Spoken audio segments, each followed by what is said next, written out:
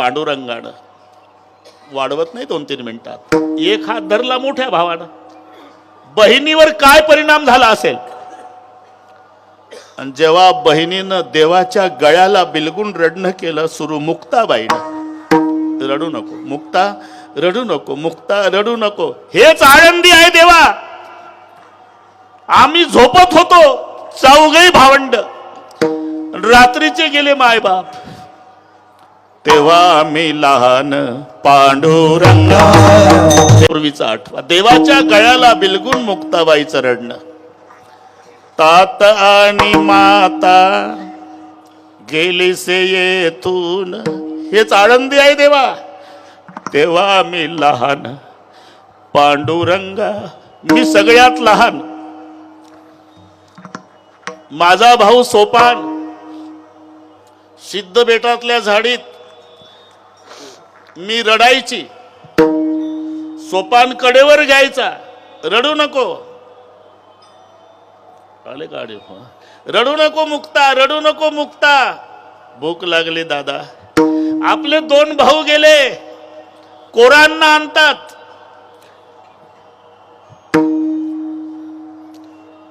ज्ञानदेव निवृत्ती, कोरांनाचे अन्न सांभाळी सोपान, पीठ मागायला गावात जायचे आणि सांभाळी सोपान मज लागी. मायबाप रात्रीचे गेले देवा, तरी एवढं दुःख नाही झालं जेवढं आता आमचा दादा जाताना होत. माय बापे आम्हा त्या गेले जेव्हा, एवढे दुःख तेव्हा झाले नाही. मुक्ताई रडू लागली, सोपान काका रडतात, निवृत्तीनाथही रडू लागले. ज्येष्ठाच्या आधी कनिष्ठाचे जाणे केले नारायणे उपराटे. शेवटचा प्रसंग समाधीच्या वेळेला हात जोडले माऊलीनं थोरल्या बंधूला. आवरलं नाही निवृत्तीनाथाने, हात फिरवला तोंडावून. शेवटचा प्रसंग, निवृत्तीने हात उतरविला वदना, त्यागीले निधाना ज्ञानदेवा, रडू लागले. शेवटी शिळा ठेवण्यात आली. सगळे संत रडू लागले. नामा म्हणे संत कासावीस सारे, लाविती पदर डोळे यासे. नामा म्हणे देवा घार गेली, उडून बाळे दानादान पडेली. बांधल्या पेंडाचा तुटला से, आळ्या तृण रानो माळा पांगलेसे. आणि जेव्हा कुराडे पाटील देवाचं रडणं सुरू झालं, रुक्माई म्हणल्या हे समजू शकते मी, मुक्ताई भावासाठी, सोपान काका बंधूसाठी, निवृत्तीनाथ शिष्याच्या नात्यानं, संत प्रेमाच्या ताटातुटीनं रडतात. पण जग रडायला लागलं म्हणजे तुम्ही अश्रू पुसायचं काम करावं, तुम्हीच रडता. त्याचं कारण आहे रुक्माई. देव म्हणते रुक्मिणी हाची एक योगी देखिला, नयनी ह्याची ज्ञान संजीवनी जाणत राहिलो. कॅशी धन्य धन्य धरातही जो या ते दृष्टीने आहे तो हात येईल. टाळी वैकुंठ भुवनाशी जो करील याची यात्रा, तो तारील सकळी गोत्रा, सकळी कुळे पवित्र याची दर्शने होती. अलंका पुरये शिवपीठ पुरी येते होते. निळकंठ ब्रह्मादिगत पवरिष्ठ येते केले. इंद्रयुनिया भूमिशी याग संपादिले. अहर्निशी इंद्रायणी इंदुरीशी पंचकृषिया सोनी त्रिवेणी गुप्त असे. भैरवा पासुणी भागीरथी वसे. पुरुटिका माया दिसे प्रथदान पार्वती भोवती वनवल्ली वृक्षी येते. देव येवणी होती पक्षी असे. नित्य साक्षी असती नासती उदकी हे पंढरवणी सोपे. जनासी हरावया पापे कळिकाळ कोपलिया कोपे नचले अलंकापुरासी. ऐसे सांगता हरीसी आणि प्रेम वसंडले रुक्मिणीसी. आणि मग जेव्हा रुक्माईचं रडणं सुरू झालं, देव म्हणले आता का 7 वाजल्यापासून मला म्हणत होती तुम्ही का रडता, तुम्ही का रडता. आता 9 वाजून 1 मिनिटांनी तू का रडती. मी हे समाधीचं वय आहे का हो देवा. 22 वर्षाच्या वयात हा महात्मा समाधी घेतो. समाधी घेताना जगाच्या बापाला ढसा ढसा रडवतो. त्या माऊलीसाठी मी रडते. धन्य धन्य जयाची कुशी ज्ञानदेव जन्मले. सामान्याचं जाऊ द्या गणेशानंदजी, अर्जिते साधूचं जाणं देवाला रडवतं. म्हणून अपेक्षा एवढीच आहे, न व्हावा वियोग जन्मो जन्मे,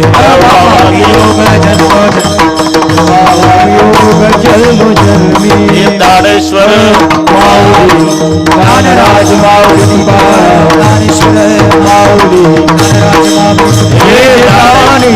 लाल करायचं. कोणाला सांगू नका. आणि हा विधी आहे चुली जवळचा, एकटाच पाहिजे, कोण नाही पाहिजे. आतून कडी लावून घ्या, लाल झालं लोखंड की दोन्ही गालावून फिरवा. मरेपर्यंत केस नाही उगवत, आणि मला भेटा उगवलं तर. अरे जळलेल्या जागी केस न उगवणे ही केसाची आत्यंतिक निवृत्ती. रोज दाढी करावी लागते, ही लयरूप निवृत्ती. पुन्हा त्रिविध तापाची भानगड राहिली नाही, बोळवण झाली. आत्यंतिक त्रिविध तापाची झाली बोळवण. कशामुळे? देखिल्या चरण वैष्णवांचे. आता 15च मिनिट आहे. आता शेवटची अपेक्षा नादबाबा सांगतात. एका जनार्दनी किंवा माझ्या चित्तास आहे. कारण बिछुरत एक प्राण हरिली, मिलत दुःख दारुण देई. हे सूत्र लक्षात घ्या. एक भेटला तर दुःख आहे आणि एक तुटला तर दुःख आहे. पठाण सर, दुर्जन भेटला तर दुःख आणि सज्जन तुटला तर दुःख. म्हणून न व्हावा वियोग. बिछुरत एक प्राण हरिले. दुर्जन कधी भेटूच नये आणि भेटलेला सज्जन कधी तुटू नये. त्याचा विरह सामान्याची काय कथा. देवाला नाही सहन झाला. देवाला, ज्यांच्या दरबारात आपली सेवा आहे. डोळापुढे चित्र आणा. कुराडे पाटील, काम चालू द्या इंद्रायणीचं. बापरे, ते पा झाले उभे. असं जमलं ना. बैठ जा, बैठ. बसा खाली. आपण किती स्वतःभोवती प्रदक्षिणा घातल्या काही होणार नाही. आपण साहेबांना सांगू आपल्या प्रदक्षिणेत काय आहे. साहेब मग तिकडे मोठ्या लोकाला सांगतील, महेश दादाला सांगतील. काहीतरी करावं लागेल साहेब. ते आता त्याच्यात ते घाण पाणी सुट्टा कामा नये. लोक आंघोळा करतात.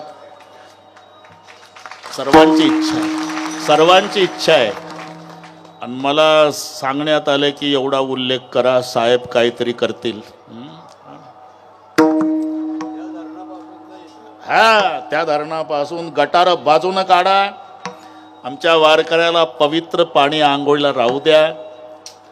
आणि तुम्ही काही करू शकता. पार तिकडे हिमालयापर्यंत काम चालू आहे साहेबांचं. काय बद्री केदार, मग शेवट भारताचं टोक.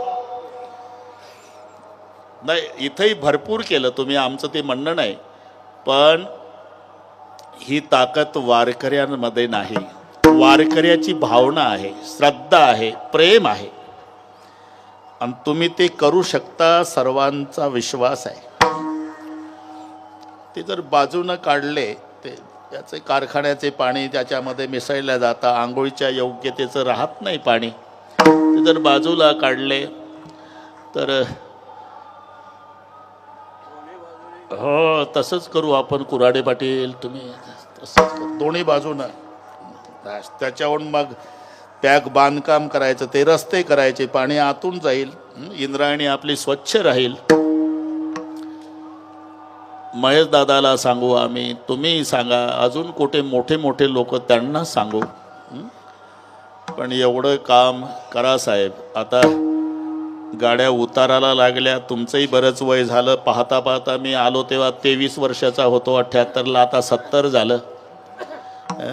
ही एक वारी आहे या वर्षीची. पूजनीय सातारकर महाराज नाही, हे लक्षात ठेवा. अरे वारकरी संप्रदायाचा वाघ होता, हे लक्षात. इथे त्यांची आवर्जून सेवा असायची. व्यक्तीचं महत्व समकालीन समाजाला कळत नाही, ती गेल्यावर कळते.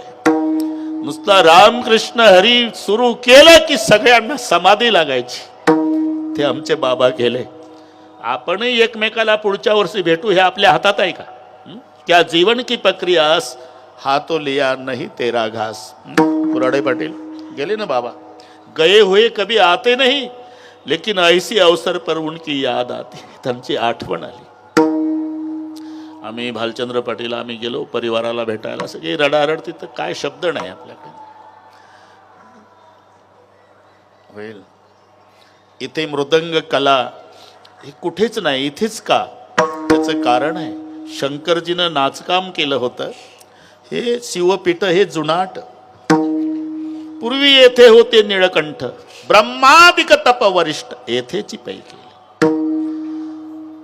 आणि मृदंग पार्वती आईनं वाजवला आणि त्या तालावर महादेव नाचला. हे भूमी म्हणून इथली मुलं जे तयार होतात महाराष्ट्रभर, ही मृदंग कलेची भूमी आहे. अरे हे पुराणिक वाद्य आहे, हे तबला पेटी नंतर. बाजई ताल पखावज वीणा नृत्य करई अप्सरा प्रवीणा रंभा अधिक सुर नारी नबीना सकल असम कला प्रवीणा करई तान बहु गान बहु तान तरंगा. हे पुराण काळातलं वर्णन आहे. इंद्रवादीन मृदंगम, पार्वती आईनं मृदंग वाजवला, ती भूमी. म्हणून आमचे पोरं रात्र रात्र प्रॅक्टिस करतात उद्धवराव, रात्र रात्र. इथेच पार्वती आईनं वाजवला आणि महादेवजीनं नाचकामाचा आनंद लुटला होता. घड्याळ पाहू दे, 7 मिनिट आहे अजून, 7 मिनिट आहे अजून. काय मला कोणी वैतागलं नाही वडगावकर, वन्स मोरच आहे अजून. आणि 70चं वय आहे, पण तरी 8-9 तास मी बोलू शकतो मांडी न मोडता आताही. तुम्ही अजिबात शेटची टेन्शन घेऊ नका. तुम्ही अजिबात का तिथे अनुभव घेतला. रामेश्वरला कथा दररोज कीर्तन 300-400 किलोमीटर, पुन्हा 1000 व्यासपीठावर त्याच वेळेला. समारोपाला साहेबही आले होते, त्यांची इच्छा होती. एकदा आकाच्या स्मरणार्थी आपण मोठा सोहळा तिथं रामेश्वरला केला. न व्हावा वियोग, बस इथं चालू होता. आलं लक्षात. ते काय त्या प्रसंगात आपण वाहून जातो. आमच्या गणेश भाऊनं आमच्याकडे यावर्षी कथा केली, मस्त सुंदर कथाकार कीर्तनकार आता पुढच्या पिढीमध्ये निर्माण झाले. आम्हाला त्यांचा स्वाभिमान आहे. तरी अजूनही कथाकार कीर्तनकार संख्या कमी पडते, वाढले पाहिजे. कारण सांगतो, पाणी गढूळ जास्त झालं आणि तुरटीचे खडे कमी आहेत. अजून गढूळपणा पाण्याचा जास्त आहे आणि तुरटीचे खडे बोटावर मोजण्या इतकेच आहे. म्हणून कथाकारही वाढले पाहिजे, कीर्तनकारही वाढले पाहिजे. आम्हाला तरुण पिढीतल्या सगळ्या कीर्तनकारांचा स्वाभिमान आहे. न व्हावा वियोग. रोहिदास झालं, आलं उरकत. तेव्हाचा काळ, कराड साहेब माऊलीचा